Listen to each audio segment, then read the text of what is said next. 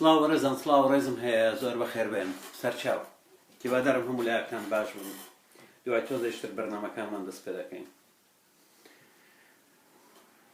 لە میانەی بەرنامی ئەمڕۆماندا تۆزە قسەباز دەکەین لێرە و لەوێ سەبارەت بە ناکۆچیەکانی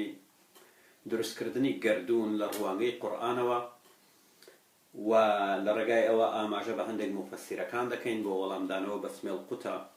وردە ئەفەندیە لووسکە کوردەکان کە ڕیبات و بۆینباق لەبەر دەکەن. هەر لەو ساتەوەی ئەوان ڕیبات و بۆینباق لەبەر دەکەن من دەستبەرداری بوویمە، چکە مرۆڤ هەمیشە دەبی جیاوازیەکی هەبی هەتا لە ڕووی ئەشکال و تێڕوانین و هەروەها لە ڕێگای ڕوخسارەوە ئەفەندیەکانی کورد سمێڵ قوتەکان لێمان فێر بووینە بۆینباق لەبەر دەکەن و خۆیان پێبادەن و دێن کە گوایە ئەفەندین و هەروەها مسەقەفن و هەروەها دەیانەوێت نوێکاری لە قورئانەکەیان بهێنە ئاراوە و درۆ لەگەڵ دەقی ئەڵڵاکەیان دەکەن. ئەمڕۆ کە دێین باسی گاڵتەجاری دروستکردن دەکەین لە ڕوانگەی قورئانەکەی محەممەد صلی الله عليه وسلم صلی الله عليه وسلم بە ئەو بەڕێزانەی کە یەکەم جارە گوێ لە ڤیدیۆکانی من دەگرن بەمانای ئەوەیە ئەڵڵا بە بەردەوامی نوێژ و نیزا لەسەر محەممەد دەکات. نوێژکردن واتە کڕنۆشی بۆ دەبای، هەنی شتێکی ئەو تۆ نییە. طەبیعیە ئەگەر هاتوو ئەڵڵا کەوا بۆ نمونە بتێک بووە لە دورگەی عەرەبی کڕنۆشی بۆ محەممەد بەردەبێ، ئەمە شتێکی سیر و سەمەرە نەبی بەلاکانەوە و لە ڕوانگەی ئیسلامەوە هەموو شتێک ممچینە و پاسایی بۆ دەدۆزنەوە یاخود لە باشترین حاڵەتدا ئینکاری دەکەن. سەرچاو هەموو لایەکان بخێر بێن. دوێنێ ئاەتی حەوتی سوڕەتی هودم دابەزاند بوو کە ئەڵڵا ئاسمانەکان و زەوی لە 6 ڕۆژدا دروست کرد و پێشووتر عەرشەکەی لەسەر ئاو بوو. گەوجێک بێعەقڵێک نەفامێک هاتبوو گوێنی بە مندا بوو، دەگەوە تۆ بەخۆشت دڵی دکتۆر کو قسەی وا دەکەی کە ئەڵڵا عەرشەکەی لەسەر ئاو بی. عەجیب غەریب. بەڕادەیەک گەوج و بێعەقڵ و نەفامن کە نازانن ئەمە دەقی خودی قورئانەکەی خۆیەتیان و قورئانەکەی خۆیان قسەیەکی لەم بابەتە دەکات. سیر و سەمەرەیە بەڕاستی لەگەر ئەم میلەتە. زۆر جاروەیە مرۆڤ لێیان تووشی بێهیوایی دەبێ، نازانی چیان لەگەڵدا بکە. سیر کەم زۆربەی زۆری ئەو کاتانەی کاتێک بۆ من بەبەستەوە وەک دەڵێ زۆر دەوێ قاچیان ڕادەکێشم. سەرچاو بەخێر بن هەموو لایەکان ڕێستان هەیە. دەڵێن محەممەد ئاوای گوتیە، دێن جوێن دەدەن دەڵێن سەگ باوک ئەگەر ڕاز دەکەی بەڵگەدا بنێ. کاتێک بەڵگەکەی دادەنێن بە زمانی عەرەبی یەک شەریفیان نەدەوێری کۆمنت بنووسی، نە وەڵام دەداتەوە لە ژێری کۆمنتێک، هیچ ڕادەکەن. یعنی چۆن شەیتان دەتڕێنی لەگەڵ تڕکردن ڕادەکە لە ڕوانگەی ئیسلامەوە بە هەمان جەشن دەتڕێنن ڕادەکەن. یا ئەگەر هاتوو کاتێک دەینە من بەمە بەستەوە ئەڵبەتە هەموو جار ئەوە دەکەم لە خۆمەوە بۆ نمونە شتێک دەڵێم دێن جوێن دەدەن، دواتر پۆستەکە دادەبەزێنم بە زمانی عەرەبی بە فەرموودەکە، سەرچاوەی فەرموودەکە، سەرچاوەی پەرتووکە بێدەنگ دەبن، وەڵامیان نابێ. یاخود زۆر جاروێ بەڵگەی سێویشیان بۆ دادەنێن کەوا کەسێکی وەکو عەدنان ئیبراهیمە یا زار چیرناییکە یاخود یەکێک لە مەلا عەرەبەکان کەوا وەرەی دەژێڕم بۆ سەر زمانی کوردی دایدەنێم، دەبینی بێدەنگ دەبن، دەنجیان لێوە نایە. سەرچاو بەخێر بن. جا هەندێک کۆمێتنی سەیرس توێنێ دانەیەکیان نووسیبی پێویستە تۆ سوپاسی گوگڵ وەرگێڕانی گوگڵ بکەیت. گەوج بێعەقڵ دەدەگەی وا دەزانی من پەنا بۆ گوگڵ ترانزلیت دەبم. بەڵێ لە نەخۆشخانەش کاتێک 20 ساڵ لە ئوسترالی وەک دکتۆر ئیژەکەم کاتێک نەخۆش پرسیارم لێ دەڵێم ببوورە 1 دەقەت خوا جوجل ترانسليت تقول أوا بلبو زماني دابا خم باب النسم excuse me أوي بخينا لقول نخر جوجينا بعقلنا يا دلين قوايا بو نمونا بو فيزا ولك على مولاتا تركنتو جاريتو بزانا برلوي برياري مسبق بدأي بزانا قصة لقل تشيدكي بزانا بشتيوان عبد الله تشينيا لخوتوشي أمشتانا مكا فيزي تشيو ترماشي تشيو ترخيني تشيو باسي تشيدكي وجوجل ترانسليتي تشيو بزمو رزمي تشيو واز لمشتقورو بمانا أنا بينن إيوه روجانا دين خلق دقو جنن وهربا كسي يشتر أمره بنسيبوي فيديوكم دانابو سبارة بتيروريزم إسلامي ملاكان خوان دلن إما إرهابين بپی دقی قرآن دینو و آره دو روز بله استدام نبود. یه شکل ملاکان کاتگو دلیدانی چند نصیبوی. لا 11 سپتامبر 2001 لا 11 سپتامبر 2001 هیچ کام لجوکان نچوبون با وولد ترید سنتر وات سنتری بازرگانی جهانی لأمریکا. چونکه موضوع تقینوی کار تیرورستکی 11 سپتامبر دستی جویت دابو. سيري أو جوجانا سيري كتشون ديان جوجينن لرجاي دابزيني بوستيشي دروزانا شكل الإسلام دا درو رجاي تدراوا بوستك دابزين مال برا عربكان لسعودية يا لزانكو أسهل يا كسيشتر جوا دقرون دخلنا والله خوايا يعني بقصي أو جوجانا بيجزاني كذا كاتن بونمونا موساد إسرائيلي ضل ترلم وكو عادل إمامي ترلم يا عبد المعطي دڵێ من لە مۆسادی ئیسرائیلی و تەلەفۆنەکەم بەڵێ جەنابتان بۆ نمونە دەیڤد ڕۆزنفیلدن بەڵێ دەیڤد ڕۆزنفیلد من تەلەفۆن بۆ دەکەم لە مۆسادی ئیسرائیلی بەیانی لە 11 سپتامبەر کاتژمێر 8 بەیانی دوو فڕۆکەدێن خۆیان بە بینای سنتەری بازرگانی جیهانیدا دەن ئەوە دەستی خۆمانی تێدایە تکایە ئاگادار بە بەیانی هەوڵ دەیانی ئەمڕۆ ئەگەر توانی بڕۆ دکتۆرەکەت ببینە برێ دکتۆرەکەم تۆزە سرم دێشێ و بێتاقەتم ئیجازەیەکی مەڕەدیت بداتی بۆی بەیانی نەچی وارووا تەلەفۆن بۆی تریان دەکات دەڵێ ترلم يا عبد المعطي بەڵێ فەرمووشەیە هەڵەو ئەوە یعنی مایکڵ چێ مایکڵ بۆ نمونە ڕۆنیڵد بەڵێ ئەمە لە مۆسادی ئیسرائیلی و تەلەفۆنەکەین ڕاستەکەی تۆ ژمارە 1999 کەسی کە تەلەفۆن بۆ دەکەین ئاگادار بە بەیانی مەچۆ بۆ سنتەری بازرگانی جیهانی چوو کارێکی تیرۆرستی ڕوودا و ئێمە ڕێکمان خستیە ئاگاداری خۆتەوە وە تۆ کەسیش ئاگادار مەکەوە ترلم یعنی ئەوەیەوە ئەو دای گەوجین ئەی بێعەقڵینە یعنی خەڵکێکی کوێ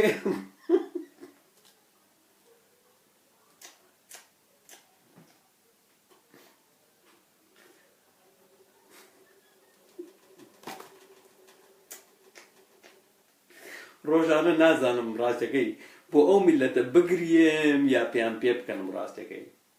بگریم یا پێیان پێ بکەنم سەرچاو بەخێر بێن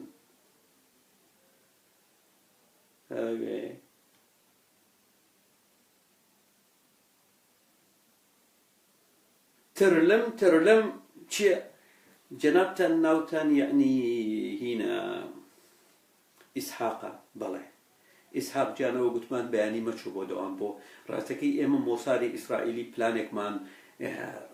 یعنی ڕێخستووە دوو تیارەدن خۆیان بە ترید سنتەر دادەنن تۆمەچوو وە بە هیچ کەسیش مەڵێ کایمە ئەو کارەمان کردیوە زۆر سوپاس سەرچاو بەخێر بێت ئەوە بووە نییە کوڕم بڕۆ ناوەکان بخوێنەوە هەی گەوت 400 جوو لەو کارە تیرۆریستێت تیاچوون هەی گەوجینە هەی بێعەقڵینە بڕۆ ناوەکان هەیە لە گوگڵ دەتوانی بخوێنیوە ناوی جووەکان هاوار دەگا فەقیرانە لە کۆی 1990 کەس کەواتیا چوون 400 دانەیان جوو بوون هەی نگبەت هەی بێعەقڵ هەی بێعەقڵ 400 دانەیان جوو بوون فەقیرانە 400 دانەیان خوي دزاني خوي موضوعك دزاني يعني موضوعك يعني تو أودنا ولا موضوعك يعني إسرائيل أو كاي موساد كردي لبر أو رجع 4000 جو لبناك إيشان هيج كاسيان نشون بوجو يعني هيج كاسيان نشون قالوا نازنين يعني براستي بقرين بو ملتي خومان ياخذ بيبكنين والحاصل من بيدا كان مكاتك دق كان القرآن تندخوين وهر وادش مسر مفسر كان نشتي زور خوشي كذا هر أجاورو كذا بينن يعني هر أجاورو دبينن بيبكن تاو كدمرن أمره وهو هندي لا جوجو بعقل سبارد بو فلما حفظة خلتشي فلما حفظة خلتشي ترهن راو بعبرن الله يصالي شنبو تفاصيل كي سبارد بفليمي فتنة بش بستن بدقكاني قرآن واروها تراثي إسلامي سبارد بجاني محمد كوا بارتي آزادي هولندي ديكر كبارتي چي راستا راست بمعنى بونمون راسيست ودجي إسلامية فليمة چی دركرت أم فليمة حفظ خلك ومن ورم جرا وبزام حفتي رابردو دام بزام سبارد بمحمد واروا كارو كردو وكاني وهتعو كدوائي أم فليمة بون من التلفزيون كان جرأتيان نكر بلايف كانوا دواتر أو بو لا مال برق بلايان كردو مال برق بناوي چی بو لايف ليك بلايان كردو باشا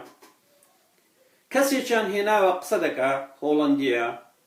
مسلمانان دلن مخرجو در هنري في المكان فهذا زاني شلون اخوي موضوعك يعني او كابر ابزانه خدا هدايتي دا سبحان الله في المكان دركرت دعاء قوتي او ام تشمكرت قرن بسر هاد قوتي اشهد ان لا اله الا الله واشهد ان محمد رسول الله مخرجي في المكان او مخرج مهما ناودارا كوالا توري تول يعني هوليوود بناو بانتربو هاد بو بمصولا عجيب غريب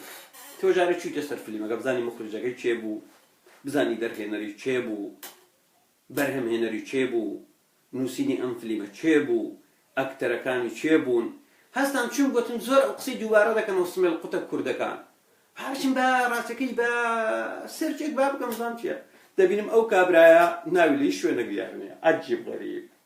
قلت مثلا اي او بياب زين شو هاتيا انا موسيره فيلم كبناوي فيلم فتنه كسي كان هنا بناوي ارناوت فان دورن چاو بيكوتني لقل لقندلن مخرجي سينمائي فيلم فتنه دواي دركرني فيلم بوبا مسلمان كنت مدمج سيرشي لسر بزام او قازة شيء بزام او قازة بزام شيء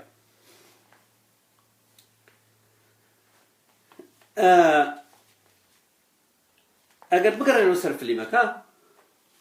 فيلمكا لنوسيني جيرت ويلدرز اواني لهولندا دجين دزان جيرت ويلدرز شيء باشا موسيقاي لا موسيقى جنكان أي بوم فيلم لكان نايان إدوارد غريك وبيوتر إليتش بلاو كرنوي للان لايف ليك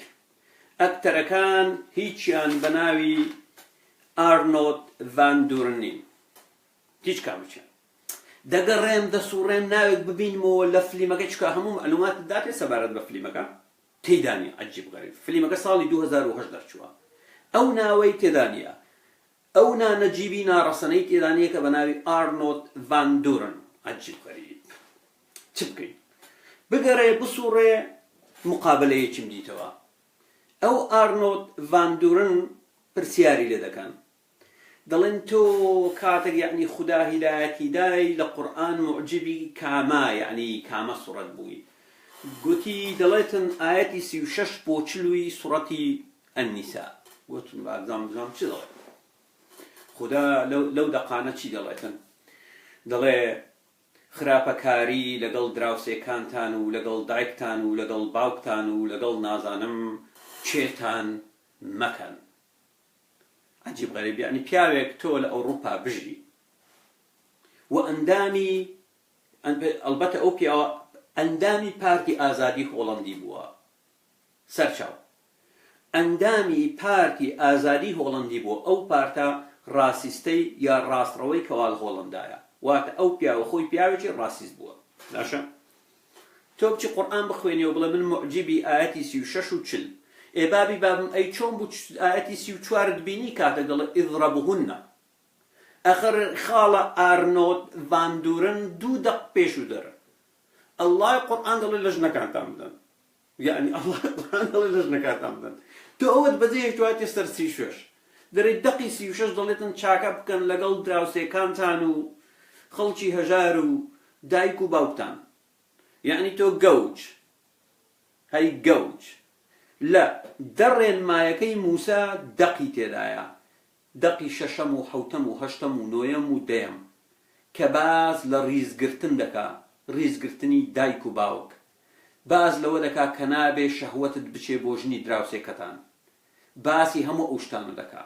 و ئنجیل دێها دەقی هەیە سەبارەت بەما تۆ هاتی تەنها ئەم دەقەت دۆزی و کەوا معجبی نەخێر مەوزوعەکە سیناریۆیە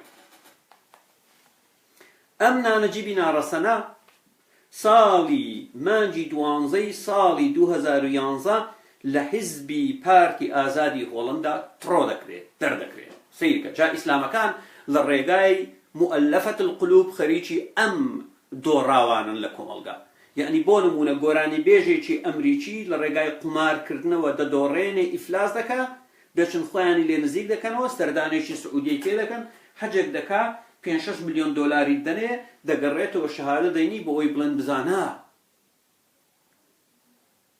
کەسێکی بەناوبانجی سەرچاو کەسێکی بەناوبانجی ئەمریکی بوومە موسڵمان مؤلفەت القلوب کاتۆ قسەمان لەسەر کردیە ئەم نانەجیبی ناڕەسەنە بە ناوی ئارنۆد ڤاندورن ئەندامی پارتی ئازادی هۆڵەندی بوو کە پارتێکی ڕێسیستە و ئەوانەی لە هۆڵندا دەیناسن لە مانجی 12 ساڵی 2011 لە حیزب دەرکرا بۆچی دەرکرا چ دەڵێتن چکە درا بە دادگاش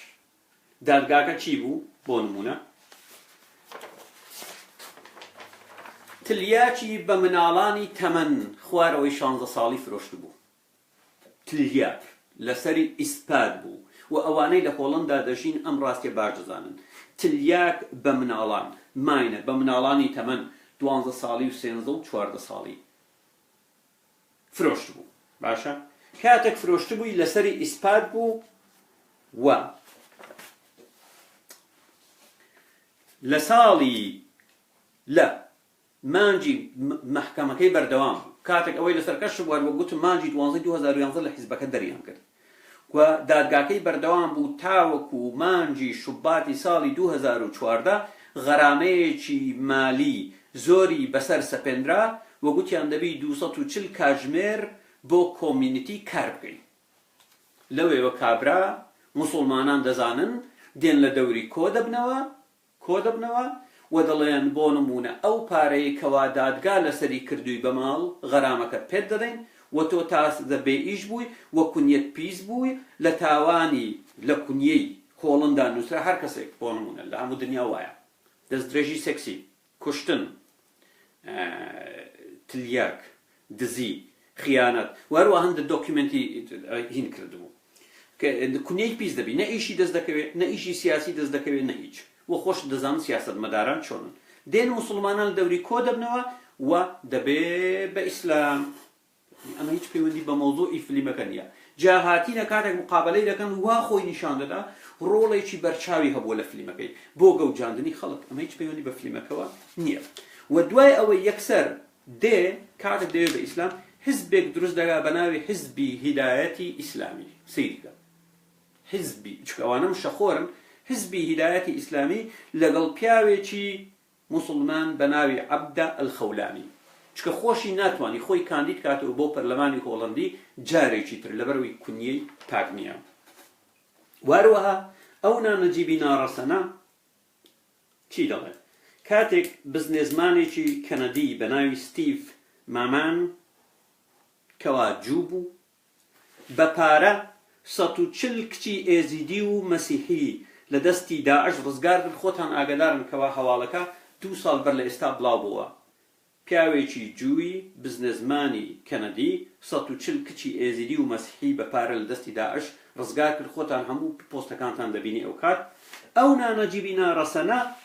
کە بوویتە موسڵمان بە ناوی ئارنۆد ڤان دوورن لە تویتەرەکەی بۆی دەنووسێ ئەو کچانە لە دەستی داعش دەرهێنا بۆ ئەوەی بیان فرۆشیتەوە بۆ قازانج. خوێڕیەی دیفاع لە داعش دەکا. سەیریکە خوێڕی و سەرسەری و بێ ئەخلاقێکی لەم بابەتە دڵێت ئەو کچانە لە دەستی دەوڵەتی جاناژێ داعش دڵێت دەوڵەتی ئیسلامی لە عێراق و سووریا شام دەرهێنا بۆی ئەم کچانە بەقال یعنی ڕقی لە پیاوە جوۆکە دەبیتەوە کەوا 140 کچی ڕزگار کردووە. و هەروەها لە تەمموزی 2016 کاتێک کودەتای سەربازی لە تورکیا ڕوویداوە سەرکەوتوو نەبوو ئەم خوێڕی و سەرسەریە چی دەنووسێ؟ ئەمە موئامەرەیەکی زایۆنی ئەمریکی بوو دژ بە موسڵمانان. دژ بە موسڵمانان. و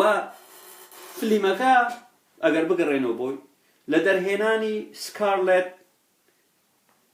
پێمپەرنێل لە بەرهەمهێنانی سکارلێتە لە نووسینی گێرد ویلدرس لە مۆسیقای ئاماژەم پێکرد لە بڵاوکردنەوەی لایڤ لیگ و ئەکتەرەکان هیچیان ئەو نانەجیبی ناڕسن. بۆچی دێن درۆ دەکەن؟ دەڵێن مخریجی ئەو فلیمەی کەوا دژ بە پێغەمبەر کردی بوو بە موسڵمان عیبە واز لە درۆکردن بینن تاگەی درۆ دەکەن. کەسێکی وەکو پشتیوان عەبدوڵڵاتان بۆ دێتە پێشەوە کە قسەکانتان بە درۆ بخاتەوە. ئێوە درۆ نەکەن بەڕاستی ژان دەتانگرێ. بەردەوام خەریکی درۆکردن لەگەڵ خەڵک.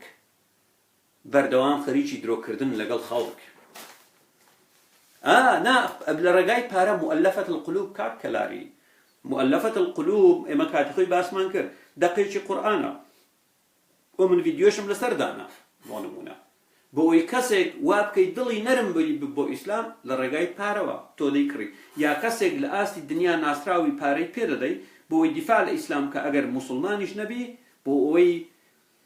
دیئای پێ بکەن فلانە کەس بوو بە موسڵمان سەیرکە فلانە کەس بوو بە موسڵمان. ئەمە مؤلفەت القلوب ئەوە بەشێکە لە پروپاگەندەی سیاسی ئیسلام بە پەیدەقی قورئان دەیکەن. وهروەها من ئەمڕۆ پرسیارێکم کرد لە یەکێک لە حەدیسە ڕاستەکان یا فەرمودە ڕاستەکان ئەگەر بگەڕێنەوە سەری هاتن سەبارەت بەمەش جوێنیاندا پاو کڕۆ کورا ئەو میلەتە زۆر گەوجە تەنانەت فەرمودە ڕاستەکانی خۆشیان لەسەر ئەوانەش دێن جوێن دەدەن. بەنشتی سەیر و سەمەرەیە زۆر سەیرە زۆر سەیر و سەمەرەیە ئێستا بەزەوە ئەوەت ئەوە لە سنن ئەبی داود سەرچاو بەخێر بێن دەڵێت حدثنا فلان فلان پێی گوتین فلان پێی گوتین فلان پێی گوتین فلان پێی گوتین فلان پێی گوتین أن طبيبا سأل النبي صلى الله عليه وسلم عن ضفدع يجعلها في دواء فنهاه النبي صلى الله عليه وسلم عن قتلها. وات الدكتورك هەروە گوتمان ئەو دکتۆرەی کەوا لە مەککە بووە لە ئێران کاتی خۆی کاری پزیشکی تێواو کردی محەممەد ناسیوێتی هەندێک زانیاریشی لەو وەرگرتیە هاتۆتە لەگەڵ محەممەد قسەی کردی گوتی سەبارەت من دەمەوێ جۆرە دەرمانێک لە بۆق دەربینم ڕای تۆ چییە؟ گوتی یعنی حرامە کوشتنی بۆق. گوی ئەی خاڵە محەممەد جان ئەی ئەگەر هاتو من مارمێلکە بۆ کوژم گوتی حەسەنات وەردەگری لە لێدانی یەکەم لێتدا 100 حەسەناتە. سەرچاو دەزان بۆچی کوشتنی بۆق لە ئیسلام قەدەغەیە واتە تەنانەت شتێک بۆ دەرمان و چارەسەریبی قەدەغەیە لە ئیسلام. بۆچی؟ گوایە یعنی کاتێک ئیبراهیم لە شاری ئوور بووە کاتێک نەمرود گرتوویەتی خستوویەتی ناو ئاگرەکە بۆق گیان چوە ئاوی هێناوە بەدەمی ئاو بۆق کردیتی ئاگرەکەی ئەو ئاگرە گەورە بۆی ئاگرەکە بکوژێنێتەوە. ئیبراهیم نەسووتێ لەبەرەوە بۆق لە ڕوانگەی ئیسلامەوە گیاندارێکی پیرۆزە کوشتنی حرامە. مارمێلکە دەبی بکوژرێت. بۆچی؟ بۆچی مارمێلکە بۆچی چکە مارمێلکەی خوێڕی سەرسەری فۆی سەق ئەی خوێڕی سەرسەری باشە تۆ دەچی یعنی فوو لە ئاگرەکەی باپیرە ئیبراهیم دەکەی باپیرە ئیبراهیم کەوا زوڕیەتی لە پشتەخۆی هەڵگرتە بوو پێغەمبەری نازدارمان صلی الله عليه وسلم کەوا دوا پێغەمبەر و پێغەمبەری ئەشرەف الئەنبیا لە بۆ ئەوەی ئیبراهیم بسووتێ هەی مارمێلکەی پیست ئەرە وەڵڵا بۆی ئیبراهیم بسووتێ و نەجاتی نەبێ و بمری و یعنی پێغەمبەری نازدار لەدایک نەبێ ئەی گەوچ لەبەر ئەوە کاکە گیان دەبینی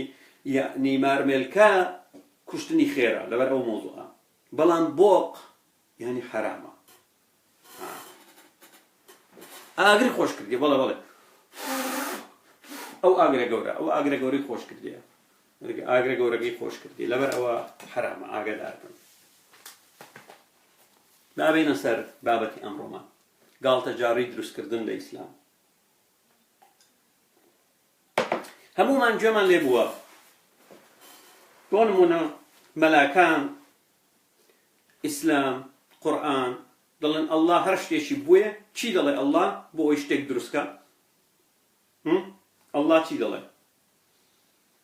ئەڵڵا دەڵێ کون فەیەکون یعنی دەڵێتن کون ببە یەکسەر دەبێ یعنی ماجیک یعنی ئەڵڵا دەڵێ مانگ یەکسەر مانگ دەبێ خۆر یەکسەر دەبێ بڵێ ئاسمانەکان و زەوی یەکسەر ئاسمان و زەوی یعنی وتەی خودا کەلیمەی خودا فەرمانە و دەست بەجێ فەرمانەکە دەبێتە بوون واتە کون فەیەکون ببە دەبێ باشە ببە دەبێ بۆن ئاەتی 117 سورەتی البەقەر سورەتی مانگا یا چێری هەولێری دەڵێ بديع السماوات والأرض وإذا قضى أمرا فإنما يقول له كن فيكون كباقي سرچاوي آسمانكان و زوي باشا يعني خدا سرچاوي آسمانكان و زوية وأجر خدا بيوت شتك بهنة آراوة دليت ببا ويكسر دبه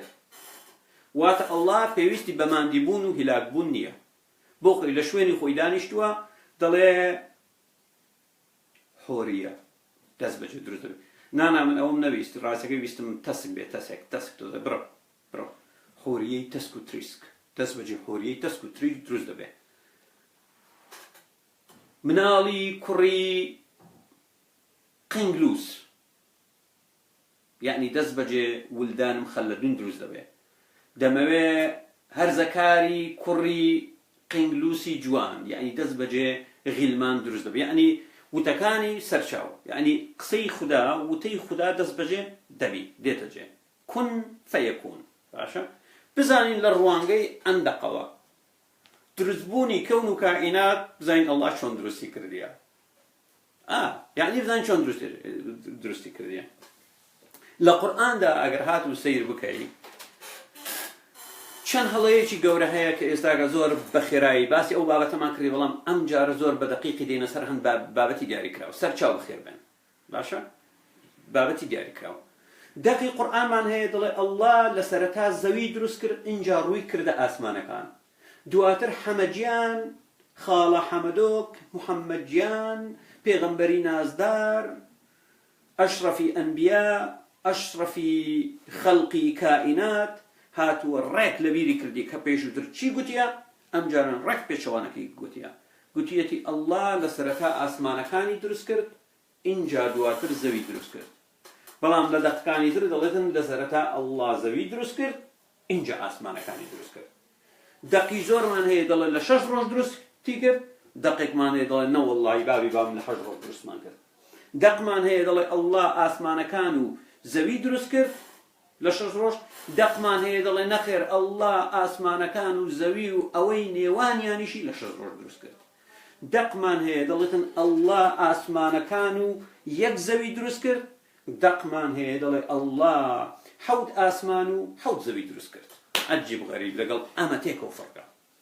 یعنی کاکە گیانزانیمان ئێستا سەبارەت بە مەشروب خواردنەوە ناسخ و منسوخەیە باشە ناسخ و منسوخەیە يعني بونمونا لا تقربوا الصلاة وانتم سكارى ودواتر هل أنتم منتهون قۆناغ ماني يعني ناسخة تاوەکو خەڵک لە ڕادێ بەڵام قۆناغری تۆبەی سەوارە بە مەوزوعی دروستکردنی گەردوون ناسخ و منسوخە بێ ناکرێ يعني مەجالی تێدا نییە ئەم فەڵتانە بدەی خاڵە محەممەد گیان ئەخر ناکرێ من هەر 6600 دقی قورئانم چەندەها جار خوێنتەوە یەک تێڕوانینی زانستی تێدا نابین هەر هەمووی خوراافەیە و لەسەر خوراافەیە و لەسەر خوراافەیە زۆر جاروێ من بیر دەکەمەوە چۆن کەسێک کەوا خەریجی زانکۆیە کاکە گیان هەتا سێ متەوەستەی خوێندیە لە کوردستان بڕوای بەم دەقانە بدەین من بەڕاستی سەیرم لێ سوڕماوە بابێن هەر وەک گوتمان ئەڵڵا بە گوێرەی دەقی قورئان بە گوێرەی موسڵمانان دەقی قورئان ئاەتی 117 سوڕەتی البەقەرەی عەرەبی کاوی ئینگلیزی مانگای سلێمانی شێری هەولێری ئەڵڵا شتێکی بوێ بەس وشەکەی دەرببڕێ یەکسەر شتەکە دێتە بوون باشە خۆی دەڵێ کون فەیەکون باشە کون فەیەکون دەڵێ ببە دەبێ یەکسەر پێویست بە هیلاک بوون ناکە بابێ ئاەتی 9 10 11 12 سوڕەتی فوسیلەت دەڵێ ئەڵڵا دەڵێ ئەی محەممەد پێیان بڵێ أئنكم لتكفرون بالذي خلق الأرض في يومين إيوا كفر دكان بمكسي كزوي لدو روجدا دروس كرت أو دو لا خدام بنوسن أما دو أي محمد بيان بلي أئنكم أي قريش كان أي كافر كان لتكفرون كفر دكان بالذي أوي خلق الأرض زوي دروس كردوا في يومين لدو روجدا أما زوي دوروش زوي دوروش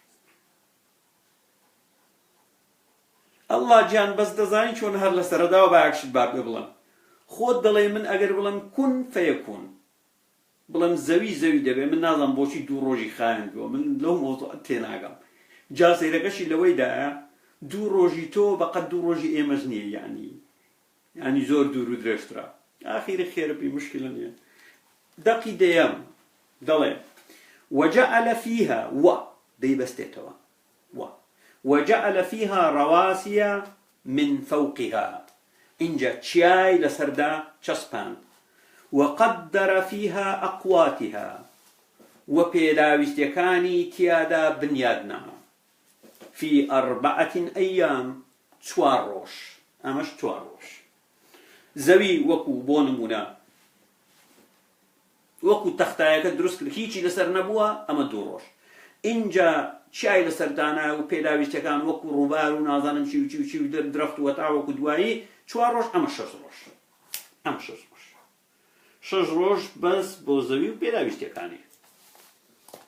باشە دواتر چی دەڵێ دەقی 11 ثم لە زمانی عەرەبی ئینجا باشە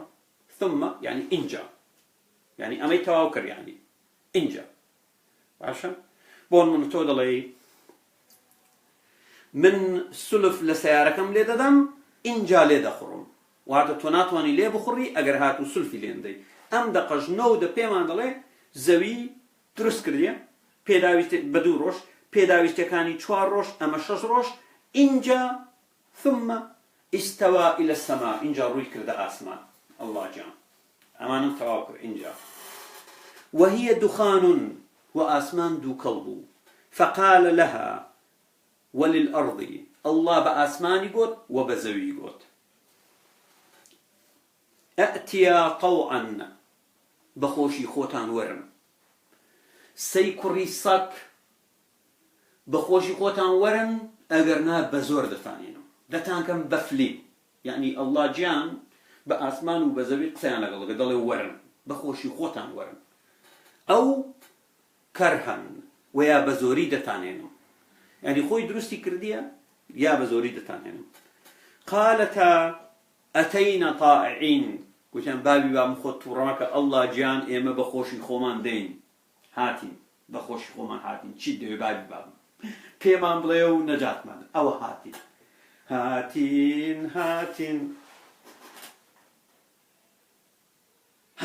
قلت أو هاتين إيه شد الله دواتر دقي دوانظام فقضاهن 7 سماوات في يومين وأو توبلا دوكلي لآسمان دابو كردني بحفت آسمان لخلال دوروش أما دوروش فقضاهن 7 سماوات في يومين توبلا وقي إن جاوتي ورا هاتي ورا توبلا دوغرا ورا بخوشي خودي بخوش خود ورا بخوش خود نايدت كم ببيعو وبيناي بابي بام أو خاتم الله جان يعني تو أي كن فيكون شيء كرد والله جبرائيل جانا ما توزك بيوشتي بأيشي وبخوا كن لكن فيكون زياتري دويتن براست أرى والله بيوشتي بتقريبا 2 روشيا يعني أو ديكا بحفتشين أمش 2 روش زوي 4 روش بداوي تكاني سر زوي 2 روشي آسمان أما 8 روش جان أي كن فيكون كلا شوية الله جان من لازم كن فيكون غتشي لها تقولي كن فيكون ببا دبي بلان دبين تو كاري قركاري من بودا كي تشاوي يعني تو يعني خوت هلاك كردوا يعني دبيني إنجا مسلمانانش هرچند دقان دلي روش مسلمانان دلين مبستي روجي إيمانية خو يعني مبستي هر روجي الله بقت 1000 صالي إيما هيا يعني زيادة يعني خرابتريش تزاين شونا پاساوەکانی ئێوە زۆر خراپترە هەر با جار وایە موسڵمانان دەوی خۆتان بگرن کاکەجان دەوی خۆتان بگرن و تەواو لایەنی کەم ئێمە دەڵێن لە 6 ڕۆژ دروستی کردیە لەبەر خاتری کون فەیەکونەکە ئێوە دەڵێن نا خۆی ڕۆژێکی ئەڵڵا بەقەت 1000 ساڵی ئێمە هەیە لەبەرەوە 6000 ساڵ دروستی کردیە وەخاڵە زارچیرنایک دەڵێ یۆم لە زمانی عەرەبی یۆم یعنی فترەیەکی زەمانی هەی ڕوو درەژ بێ وەڵڵا زارچیرنایک تۆ جارێ عەرەبی نازانی چۆن ڕێگا بە خۆ دەڵێ بڵێ یۆم یعنی بەمانای فترەیەکی زەمانی تڕکەم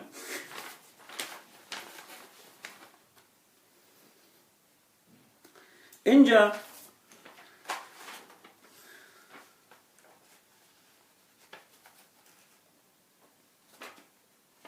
وتنانت بونمونا هر وقت ليردا بينما دوروش ودوبار لسورة البقرة آياتي بشتنو تأكيد لسر أمدكاتوا جارشتر تأكيد لسر أمدكاتوا كاتك قالت هو الذي خلق لكم ما في الأرض جميعا الله همو أواني لزوي دابو بونمونا بتواوي درستكر ثم إنجا استوى إلى السماء فسواهن 7 سماوات جارش التأكيد كاتوا بلام لدخ كانيتر كاروا قلتم بابتي إما أمرو أو بابتنية كوابا تفصيلي بشي نسري بلام دق هي القرآن دا بونمونا دلي لسرتا أجر حالا نبم سورة الأنبياء دلي لسرتا أسمان كاني درس كردي بحفت أسمان إنجا روي كرد زوي دستي بدرس كرد مغاني زوي كرد رك بيشوانا كي دلي رك بيشوانا كي دليتن بين سر بابتي أو بابتي دولا شكا أو بابتي باسم كردي أو ناقوشي كوا كامان بيشوتر دروز بوا بيشوتر من نايم سر أو بابتا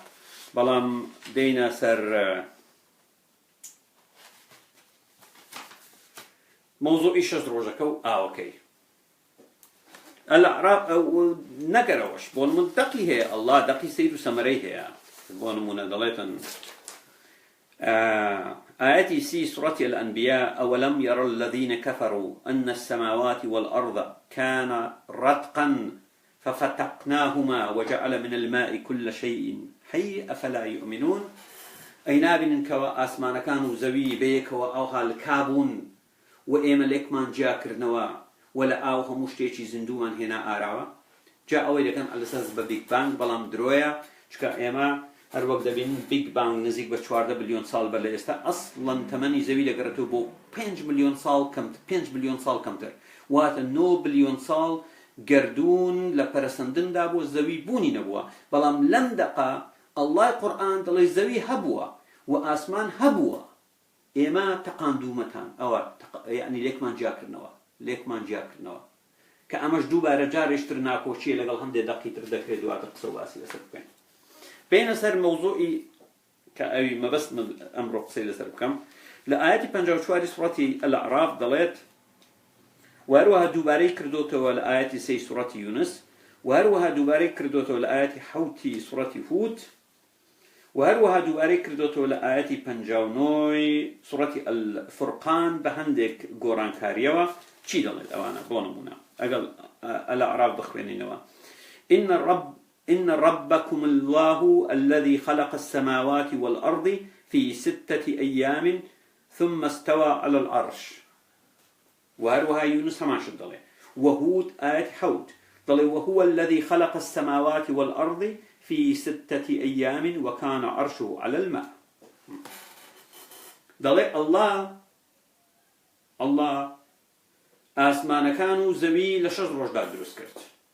يعني 4 دقيقة قرآن مان هي 5 مان هي ليرة زورش مان هي هرو قلتم 54 الأعراف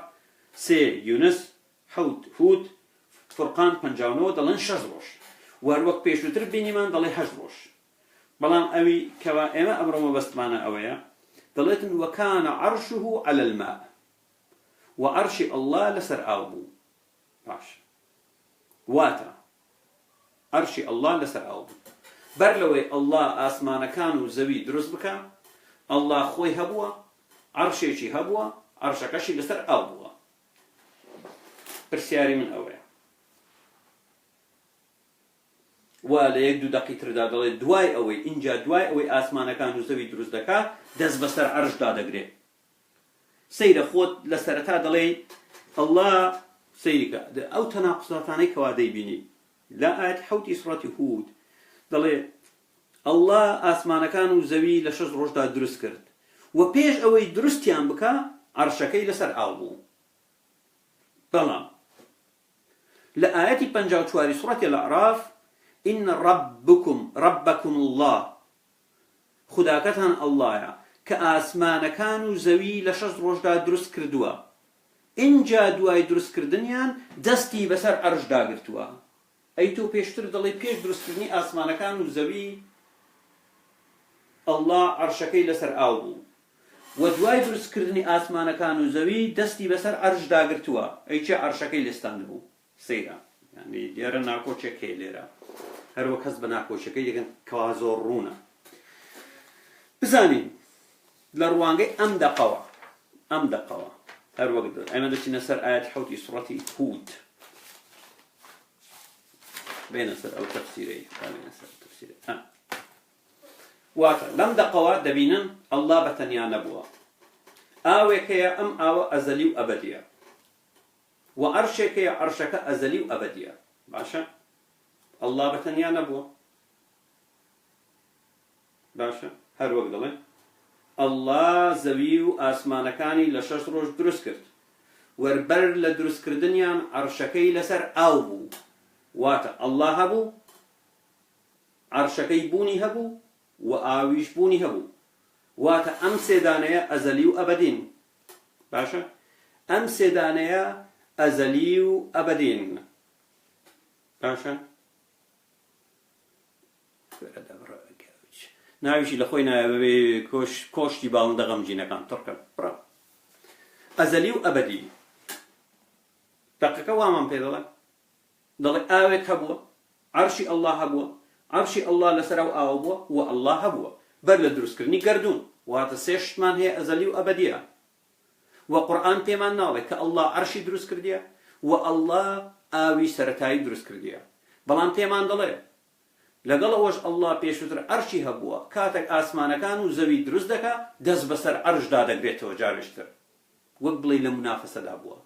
منافسێکی هەبووە لەگەڵ ئەوەی کاتێک دروستی کردیە هاتوو گوتی ئەو عەرشە عەرشی خۆمە پێشووتر عەرشەکەم لەسەر ئاو بووە پیاوی چاک بە ئەو عەرشە عەرشی خۆمە کاتی خۆی لەسەر ئاو بووە ئێستا ئاسمانەکان و زەویم دروست کردیە ئێستا ئەو عەرشەی من وەروە قورئان دەڵێتن نێوان زۆر یعنی عەرشەکەی زۆر پانوبەرینە نێوان ئاسمانەکان و زەوی گرتوتەوە زۆر ئەو عەرشە عەرشی منە پیاو دەبی بۆ خۆت پیاو بە پیاو ناوی دەتکەم بە پیاو ئەو عەرشە عەرشی منە من لەسەری دادەنیشم سەیرکە و قورئان ڕێک ئەمە دەڵێتن باشە ڕێک ئەمە دەڵێت باشە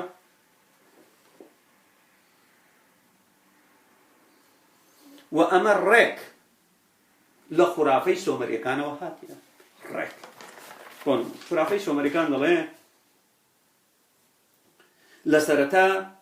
برايمورديال ئاوی سەرەتایی هەبوو و خودای ئینلیل هەبوو ئاوی سەرەتایی لەگەڵ ئینلیل دواتر ئینلیل خودای ئاسمان دروست دەکا خودای زەوی دروست دەکا خودای ئاسمان و زەوی ئاسمان بە ناوی ئەن خودای زەوی بە ناوی کی مناڵێکیان دروست دەبێ بۆ مناڵەکە لە بۆشایەکی زۆر بچووکدا دەژی ئاوا و بە حکمەوەی هێز دەبی لێیان جیاک دەکاتەوە ئەوە خودای هەوا دەبی بە خودای هەوا ئاسمانەکان و زەوی لێک جیا دەکاتەوە باشە لێرە ئەگەر بین بۆ لێرەدا هەر وەک گوتم سێ شت هەیە ئەزەلی و ئەبەدیە تەنها خودا نییە تەنها ئەڵڵا نییە خودا هەیە عەرش هەیە ئاو هەیە و قورئان پێمان ناڵێ خودا خۆی عەرشەکەی دروست کردیە و خودا خۆی ئاوەکەی دروست کردیە هەرگیز بەڵام لە شوێنێکدا پێمان دەڵێ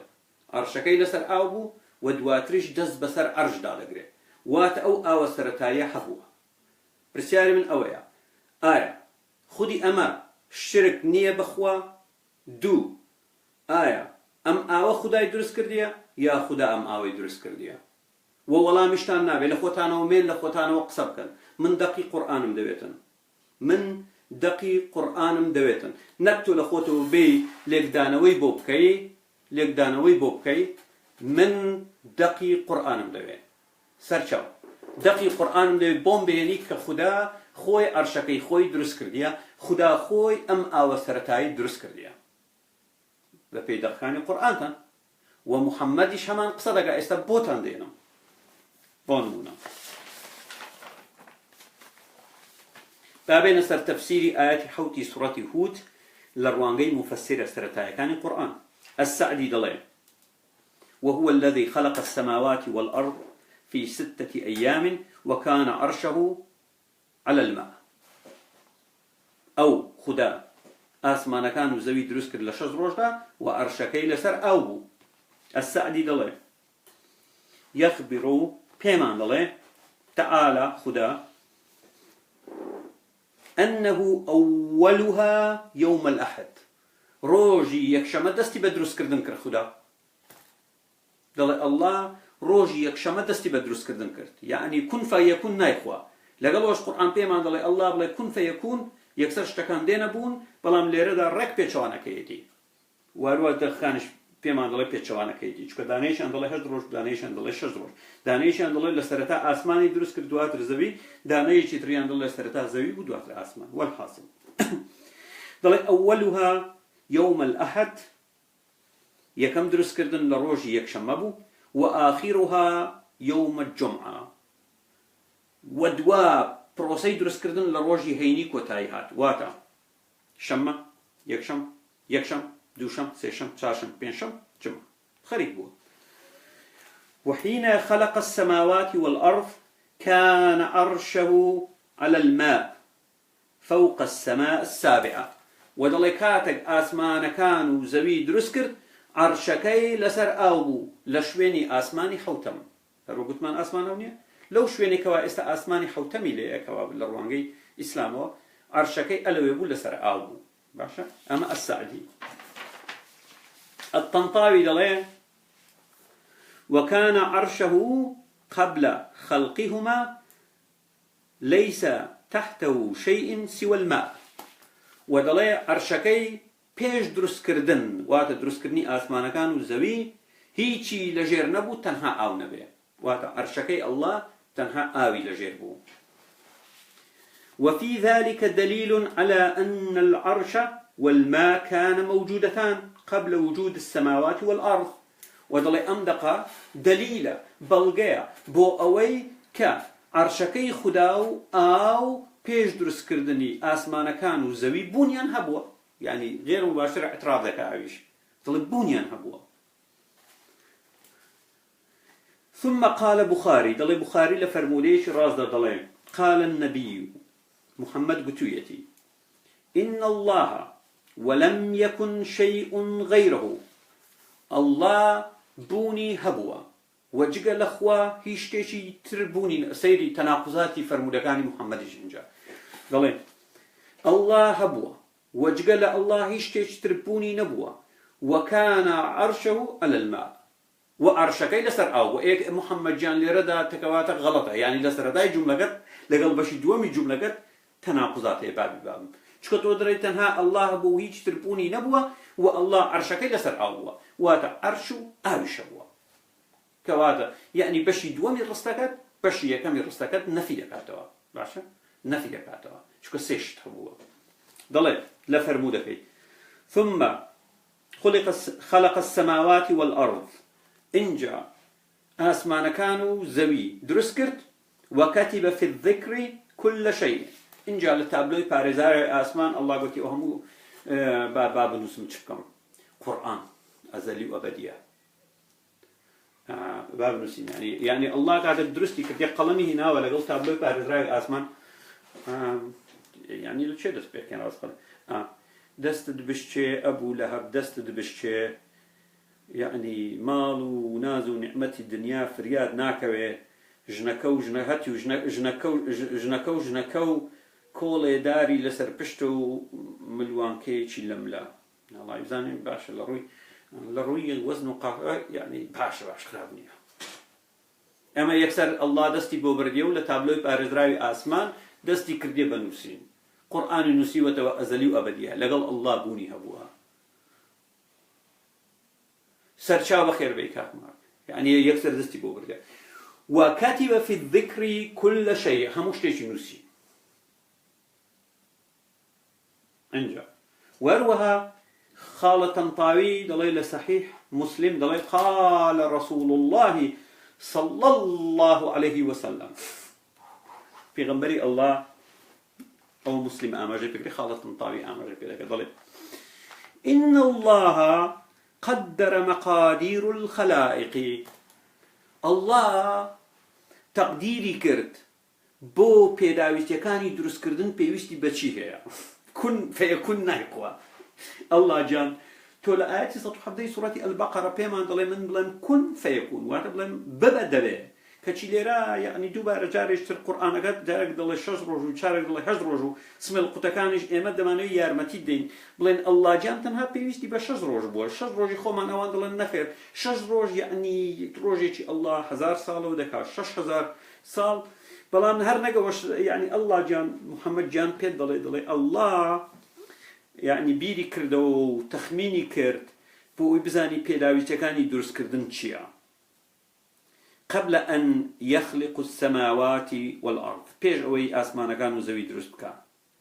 ب50,000 سنة الله جان 50,000 سال بيري كردو توا وكان عرشه على الماء وعرشكي لسر أبو يعني الله جان مثلا بيزار بو جوكش رومانس نبوا شكتنان الأوكاد آوكا ماسيو بو قشتواش تدانا بو بطنيا بوا أو هالا تاريكاي كما يشتك بكم لو تاريكاي رزقارم به من براسي تنياي مني كشت يعني من شعرش دليم هيج كست آقداري شعر كان منيا نازانم يعني شي بكم مردم يعني دمي دزاين شونا آسمانك و آسمان درست كم وروها زوي درست كم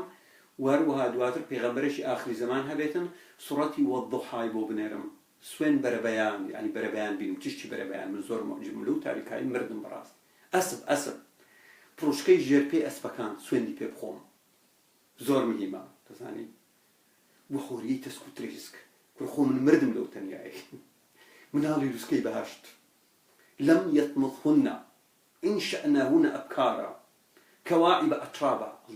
الله كواعب أترابا زور مهمة يعني من بي 50,000 سال الله جان بيري كردو توا ببي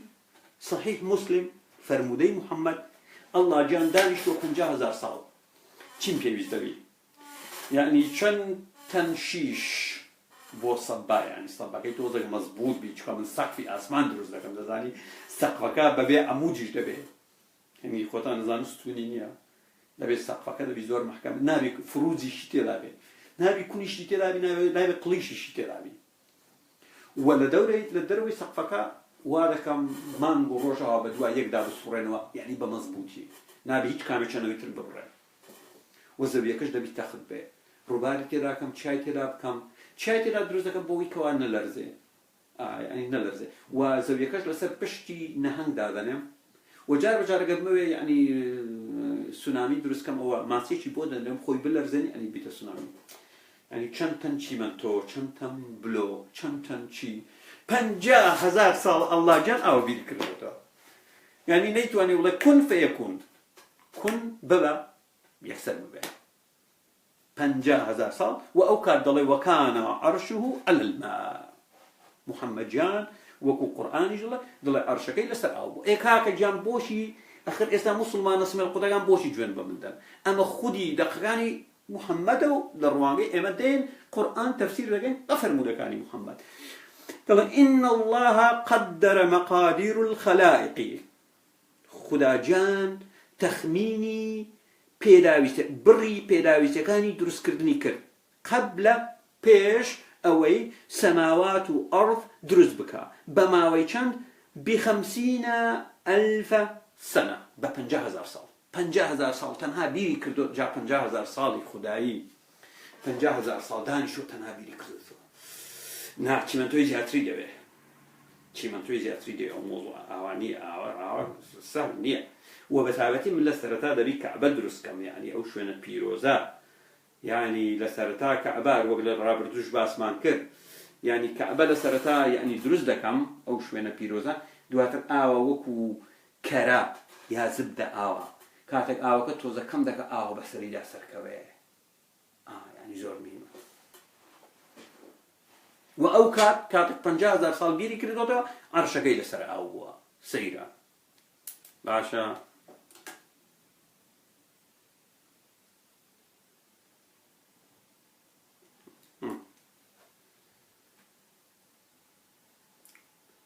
دواتر إمام أحمد شي دالي سنن أحمد من هاتم الرواني فرمودكاني محمد هم يشتم بولو قال أو بيابك يعني برسياري لذكاء برسيم قال يعني برسيم قلت يا رسول الله أين كان ربنا قبل أن يخلق خلقه أي بيغمبري الله بيابك برسيم لا سنن أحمد صحيحة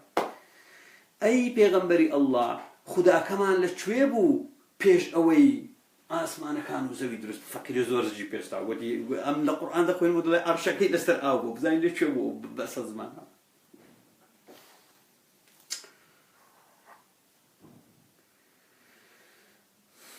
محمد دلي قال محمد ولم كان في عماء وارخوش إلى فرمودكي دلي العماء السحاب الرقيق واتا لسر حوريش تنك يعني الله جان لسر هوريش تنك دابوا لبرا وكاتك دلن خدا لشي دلن أهلوي بو أهلوي نبي أهلوي خدا جان دستن بو أسمان برز لكم هوري تنك دلتن ومحمد بردوام دبي ما تحته هواء وما فوقه هواء ولا جيري دا هواهبو ولا سري دا هواهبو البته دبي هواهبي بوي الله جان أفا يعني بروا باشا محمد شوني ويستي هابي نيكر ديا لقلقا شوني ويستي هابي نيكر ديا البغوي هاتيا دلي قبل أن خلق السماء والأرض دربيش أوي آسمان كان وزوي درس بكره وكان عرشه على الماء وعرش الله لسر آوبو وآوك على متن الريح آوكش لسر بابو سيركا عرشك يا الله لسر دانشتوا لسر شي لسر عرش عرشك لسر آوك لسر شي لسر بايا سيركا قال كعب كسي بناوي كعب دلي خلق الله ياقوته خضراء الله ياقوت يكم جار ياقوت يجي سوزي درس كرت ياقوت يجي سوزي درس كرت بيزاقو ثم نظر إليها بالهيبة يعني بهيبتها بهيبتي خوي أغاتا مشا ياقوت غير كرت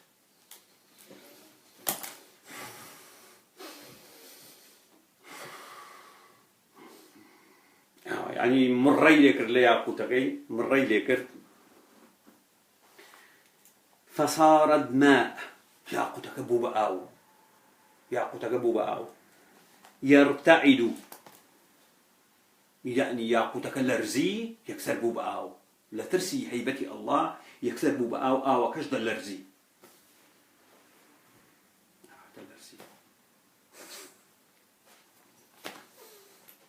أي ياقوت أي بقرج من نوم رجب مريشكم دوي أي بقرج أي ياقوت من أولام هيبتي من نابي نهتيو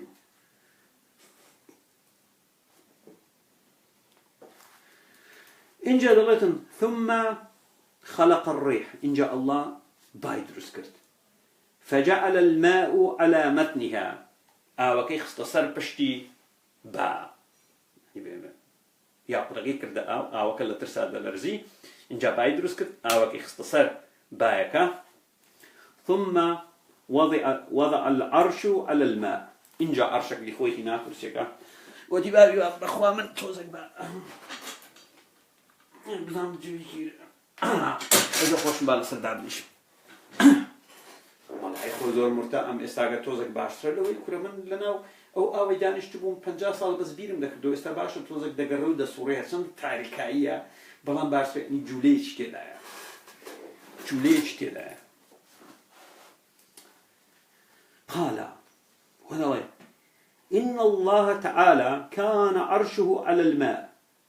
ثم خلق السماوات والأرض سرچاو بخير بيك عطا عزيز برزاني تريش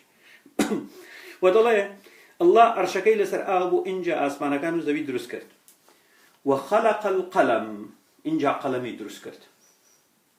وتي استبيشتم بقلمك يا راستك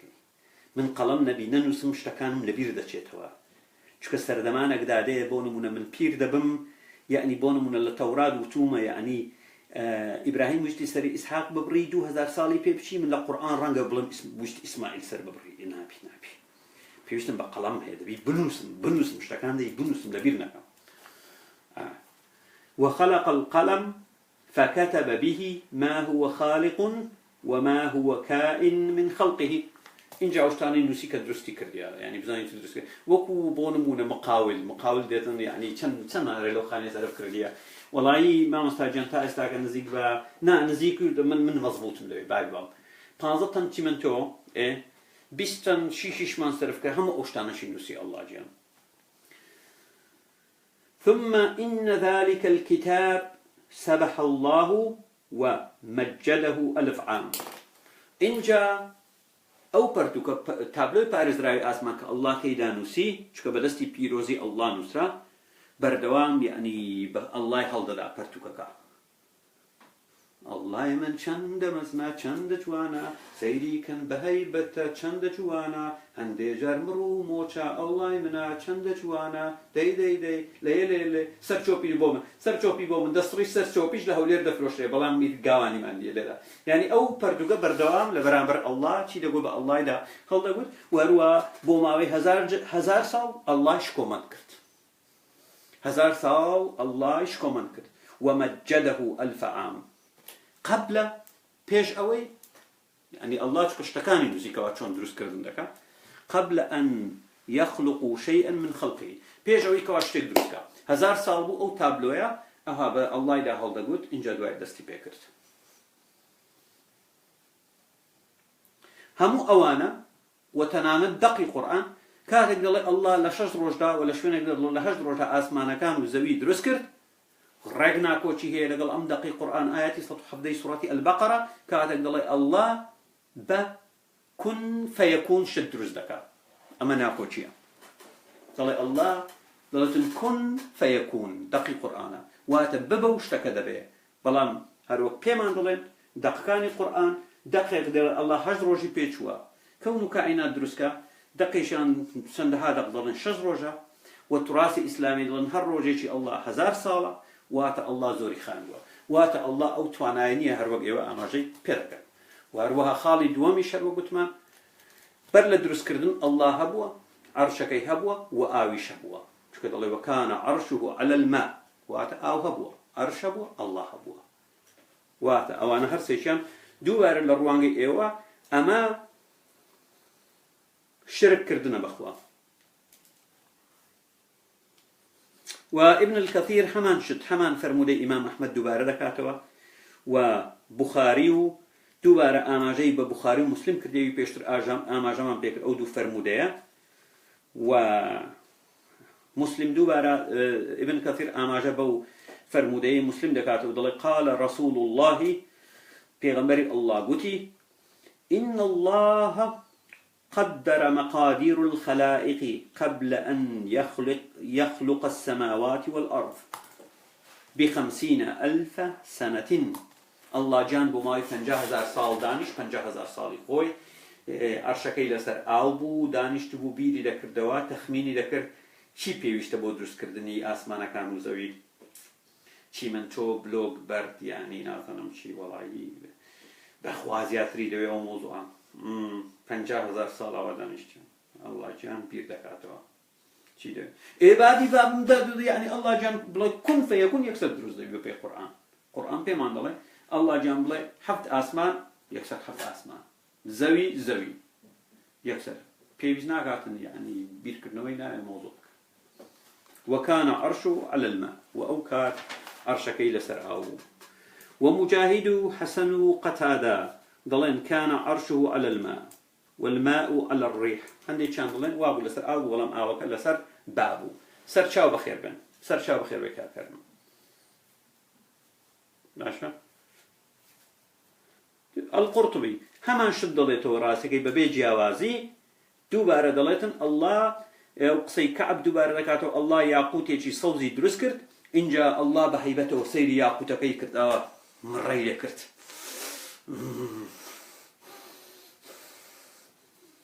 تۆ تێناگەی من ئەڵڵام چیم دەوێت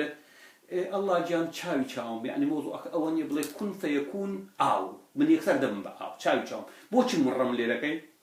بۆچی مڕەم لێرەکەی دە پێم بڵێ یاقوت ئاو یەکسەر دەبم بە ئاو هەیبەت و مەیبەت و بۆی ناوێت ئەستەغفر الله نایە بای بام اینجا دەڵێ ئاوی لە یاقوتەکە ئاوی دروست کرد و ئاوەکە لە ترسی هەیبەتی ئەڵڵا دەلەرزی اینجا ئەڵڵا ئاوەکەی خستە بای دروست کرد ئاوەکەی خستە سەر بایەکە اینجا عەرشەکەی خستە سەر ئاوەکە و خۆی لەسەر عەرشەکە دانیشت سەر چاوە خێر بێت. الطبري همان شت دووبارە دەکاتەوە باشە جگە لەوەی ئاماژە بە حەدیثێکی مامە هورەیرە دەکە خاڵە ئەبوو هورەیرە پێمان دەڵێتن ئەڵڵا پێداویستەکانی زەوی لە 6 ڕۆژ دابین کردیە و ئەڵڵا دەڵێ 2 ڕۆژیش بە ئاسمانەوە بووی واتە ئەڵڵا گیان بۆ زەوی هیچ کە زەوی هەر هیچ نییە لە چاو گەردوون 1.5 بلیۆن گەلەکسی تر هەیە 1.5 بلیۆن گەلەکسی و دروست کردیە بە ئاسمانەکانی زەویش بە 2 ڕۆژ بەڵام زەوی هیچ کەوا یەک نقطەی بچووکیش نییەکەوە لە گەردوون بزیدووە پێویستی بە 6 ڕۆژ بوو چۆن خاڵات لە صحیح مسلم ژمارەی فەرموودە 6707 عن أبي هريرة قال أبي هريرة دڵێ أخذ رسول الله صلى الله عليه وسلم بيدي پێغەمبەری الله دەستی گرتم فقال پیغمبر گوتی خلق الله عز وجل الله اشکومند و برز و مزن درستی کرد چی؟ التربة يوم السبت خاک و خۆڵی زەوی ڕۆژی شەمە وخلق الجبال يوم الأحد وچیای ڕۆژی یەکشەمە دروست کرد جەم وخلق الشجر يوم الاثنين ودرختي روجي دوشما دروس كرد للزوي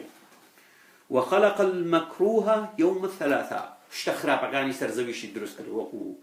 مارملكو يعني بو مسلمانان بو حسنات بي بو كوب كانوا مارملكو مارو صقو اوشتر نوانا روجي سيشما سيركا يعني هشتا روناچي تيدا دروس نكريشتي مكروهي تيدا دروس كري باوك الرو ابو خداي سيدا وخلق النور يوم الاربعاء نور هەندێکیان دەڵێن بە مانای چاکە و شتی باش هەندێکیان دەڵێن بە مانای ڕووناچی ڕۆژی چوارشەمە وبث فيها الدواب يوم الخميس اینجا ئاژەڵێکی ئادا بڵاو کردەوە ڕۆژی پێنجشەمە أو بينزوج. وخلق آدم عليه السلام بعد العصر من يوم الجمعة في آخر الخلق، في آخر الساعة من ساعات الجمعة فيما بين العصر إلى الليل. ولدوا ساعتكاني لدوا ساعتكاني قلت والله من نازل آدم وكي دروز بكم يانا پیاوێکی محترم دەرەچێ ببێ بە کۆیلەم و یعنی بمپەرستێ یاننا نازانم ڕاستەکەی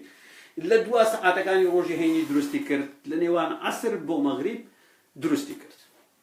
ئەوی دروست کرد 6 ڕۆژ دەبینی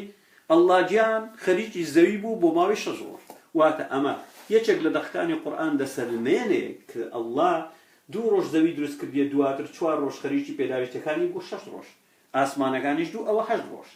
بەڵام زۆر دەقی قورئانیش دەڵێن نەخیر 6 ڕۆژ واتە ناکۆچی هەیە لە قورئانەکەتاندا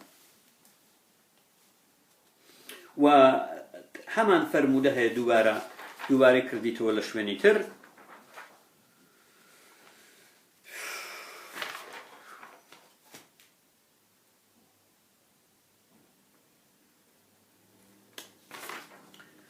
و هەروەها ئەگەر بێنە سەر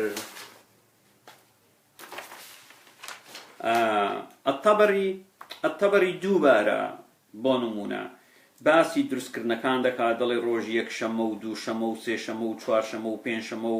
و دەڵێ ئەڵڵا پشوویدا ڕۆژی هەینی و ئادەمی لە دوا کاژمێرەکانی ڕۆژی هەینی دروست کرد دووبارە دەکاتەوە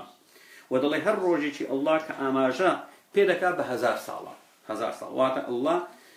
ئەگەر 6 ڕۆژی بە 6000 ساڵ دروستی کردی ئەگەر 8 ڕۆژی وەربگرن بە پێی دەقی قورئان هەندێک دەقی قورئانەوە 8000 ساڵ واتە نەیتوانی بە کون فەیەکون دروستی کات زوحاک دەڵێ هەر ڕۆژێک لەوانەی کە قورئان ئاماژەی پێکردی 1000 ساڵە و دەڵێت ڕۆژی یەک شەمە دەستی پێکرد و ڕۆژی هەینی تەواوی کرد و شەمە ئەڵڵا گیان پشوویدا بۆتی زۆر یعنی هیلاک بووم بەسە یعنی زۆرمان دروست کرد و دووبارە دێ ڕەئی مجاهید دەڵێ عەرشەکەی پێشووتر لەسەر ئاو بوو پێشەوەی دەست بە دروستکردن بکە ئیبن عەباس دەڵێ ڕاستیەکەی من یعنی اختلافی ڕەئیم هەیە دەڵێت من خۆی ڕاستە لەسەر ئاو بوو بەڵام ئاوەکەش لەسەر با بوو دەڵێ ئاوەکەش لەسەر با بوو ئەمە هەمووی مفەسرینی قورئان کەوا چی دەڵێن سەبارەت بە یەک شت دەمەوێ کە یەک دەقەیە موسڵمانان دەیهێننەوە ئەویش ئەوەیە ئایەتی 47 سوڕەتی الزاریات دەڵێ وەستەماء بەنەیناها بئەید وئنا لەموسعون دەڵێ ئاسمانمان دروست کرد بەدەستێک و ئێمە توانایی ڕادەبەدەرمان هەیە هاتین ئەو لەمەوسعون کەڵەکە بازە موسڵمانەکان دەڵێن مەبەستی کشانی گەردوونە کە ئێستا زانست دۆزیوێتەوە گەردوون دەکشێ هەی گەوجینە من وەڵامتان دەدەمەوە بە پێی هەموو مفەسیرە کۆنەکان السعدي ابن الكثير القرطبي الطنطاوي وهروها الطبري هەمیان دەقی قورئانیان هێناتەوە بۆ لێکدانەوەی ئەم وشەیە موسعون دەڵێ ئەڵڵا مەبەستی خۆیەتی کە توانایی ڕادەبەدەری هەیە چونکە دەڵێ ئەڵڵا گوتوویەتی من بنمیکی ئاسمانم دروست کرد بە دەستەکانی خۆم من بەهێزم من تواناییم هەیە من قودرەتم هەیە بێجگەلەمەش السەماء مفردە ناڵی سەماوات وشەی لەموسعون جەمعە ناکرێ ئەگەر هاتوو مەبەستی ئاسمان باە بیگوت باە سەماوات ئەو کاتە دەمانگۆت وئنا لموسعون دەمانگۆ بەڵێ ئەوە جەمعە ئەمەش جەمعە سەماء مفردە لموسعون جەمعە واتە خوددا بۆ خۆی دەجێڕێت دەڵێ ئینا ئێمە تواناییمان هەیە ئێمە وەک ئەڵڵا تواناییمان هەیە سەیرکەن ئاسمانمان دروست کردیە بەبێ دینگە لەبەرە بۆچی دێن درۆ دەکەن بەسە عەیبە درۆکردن زۆر درۆکردن باش نییە ڕووتان ڕەش بووە بەڕاستی لە کۆتاییدا هەر وەک دەبینین لەم دەقانەی بینیمان سەبارە بە دروستکردن یەک هەندێک دەقی قورئان دەڵێن 8 ڕۆژ ئەڵڵا کەون و کائیناتی دروست کردیە زۆربەیان دەڵێن 6 ڕۆژ ئەمە یەک ناکۆچی دوو هەندێک دەقەکانی قورئان دەڵێن لە سەرەتا ئەڵڵا ئاسمانەکانی دروست کرد ئینجا دواتر دابەزی بۆ زەوی هەندێک دەقەکانی قورئان دەڵێن نەخێر زەوی و پێداویچەکانی دروست کرد ئینجا ڕووی کردە ئاسمانەکان دوو هەندێک دەقی قورئانەکان دەڵێن لە 6 ڕۆژدا ئەڵڵا ئاسمانەکان و زەوی دروست کرد هەندێک قورئانەکان دەڵێن ئەڵڵا لە 6 ڕۆژدا ئاسمانەکان و زەوی و ئەوەی نێوانیانی دروست کرد. هەندێک دەقی قورئانەکان دەڵێن نەخێر ئەڵڵا گیان لە 6 ڕۆژدا ئاسمانەکان 7 طبقەن و 7 زەویشی دروست کرد، یەک زەوی نەبوو. ئەمەش ناکۆچیە. باشە؟ و هەروە ناکۆچی تر هیچ کام لە دەقەکانی قورئان و فەرمودەکانی موحەممەدیشتان پێمان ناڵێن کە ئەڵڵا ئەم ئاوە سەرەتایی دروست کردیە، واتە عەرشەکەی ئەڵڵا ئەزەلی و ئەبەدیە، ئاوەکەی ئاوە سەرەتایەکە ئەزەلی و ئەبەدیە، ئەڵڵاش ئەزەلی و ئەبەدیە، واتە ئەم سێیە ئەزەلی و ئەبەدین لە ڕوانگەی قورئانەوە، واتە تەنها قورئان لە سەرەتا بوونی نەبووە. و ئەگەر هاتوو دەژرێن نەخێر ئەڵڵا خۆی عەرشەکەی دروست کردیە، ئەی چاوی چاوم یعنی ئەڵڵا جان چیە باسکەمەلەی کردی لە ئاوەکەی؟ ئەنگۆ یعنی کفر مەگەن بای بام، یعنی ئەڵڵا قینجی تەڕ بووە لەناو ئاوەکە، یعنی باسکەمەلەی کردی پێشەوەی عەرشی دروست کاتن، یعنی بە باسکەمەلە لێدا ئەوەنیان ناو ئاوەکەی. ئەم سێیە هەروەک بە جۆرەی دەقەکانی قورئان دەبینن ئەزەلی و ئەبەدیە، و زۆرێک لە مفەسیرەکانی قورئان هەستیان بەمە کردیە، خۆشیان نازانن چۆن لەدەست ئەم جێژاوە ڕزگاریان بێت. و هەروەها تەناقوزاتێکی تر کەوا لە قورئانەکەتاندا هەیە. شوێنێکیان ئەڵڵا دەڵێ وەکانە عەرشو عەلە الماء، و دوای ئەوەی دروستکردنی کرد ثم استوى على العرش، خۆی دەڵێ عەرشی ئەڵڵا لەسەر ئاو بوو، و کاتێک ئاسمانەکانی دروست کرد اینجا خۆی سەپاند بەسەر عەرشەکە. ئێ باشە عەرشەکە ئەی پێشترەوەی ئەڵڵا نەبوو، یعنی منافسی ئەڵڵا چێ بوو بۆ ئەوی خۆی بسەپێنێ بەسەر عەرشەکە؟ خاڵێکی تر هەموو ئەو دروستکردنانەی قورئان ئاماژەی پێ دەکات، چ 6 ڕۆژ بێت چ 8 ڕۆژ بێت، و مەبەستان ئەو ڕۆژانەی ئێمە بی هەروەک بە جۆرەی فەرمودەکان دەڵێن شەممە و یەکشەمە و دووشەمە و سێشەمە کە مەبەستی ڕۆژەکانی ئێمەیە، بەڵام هەندێک لە مفەسیرین دەڵێن هەر ڕۆژێک مەبەستی 1000 ساڵە. جارێشتر ناکۆچی هەیە لەگەڵ ئاەتی 117 سوڕەتی ئەلبەقەرە کە دەڵێ ئەڵڵا بێوێ هەر شتێک دروست بکە، دەڵێ کون یەکسەر شتەکە دەبێ، کون فەیەکون یەکسەر دەبێ.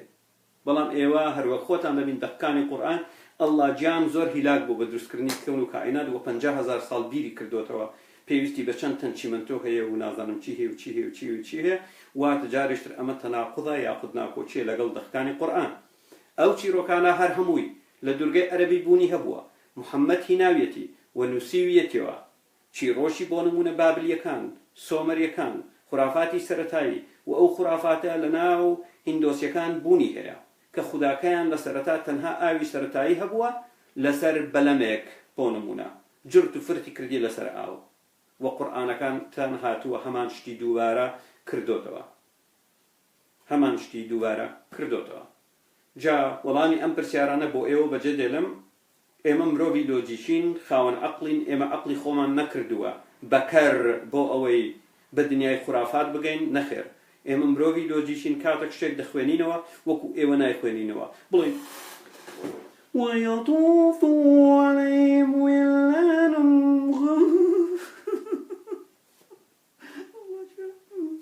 نا ئێمە خاوەن عەقڵین، کاتێک دەیخوێنینەوە بزانین ئایا ئەم دەقە لەگەڵ هەیبەتی ئیلاهی دێتەوە، لەگەڵ جوانی خودایی دێتەوە، لەگەڵ پیرۆزی خودایی دێتەوە، لەگەڵ زانست دێتەوە، لەگەڵ لۆجیک دێتەوە. ئەگەر نەهاتەوە ئەوە یەک جڕتی بۆ لێ دەین. باشە ئێوە خۆتان بڕواتان پێیەتی بڕواتان پێوی بەلای منەوە گرنگ نییە ڕاستیەکەی، بەڵام ئێوە لە کۆتاییدا ئەو کارە ئێوە دەیکەن شرکە، و لە کۆتاییشدا خاڵێکی دوا قسەی من ئەوەیە. مسلم صحیح مسلم 5031 جابر دەڵێت گوێم لە پێغەمبەری ئەڵڵا بوو کاتێک گوتی عەرشی شەیتان لەسەر دەریایە. وەروەها مسلم 5032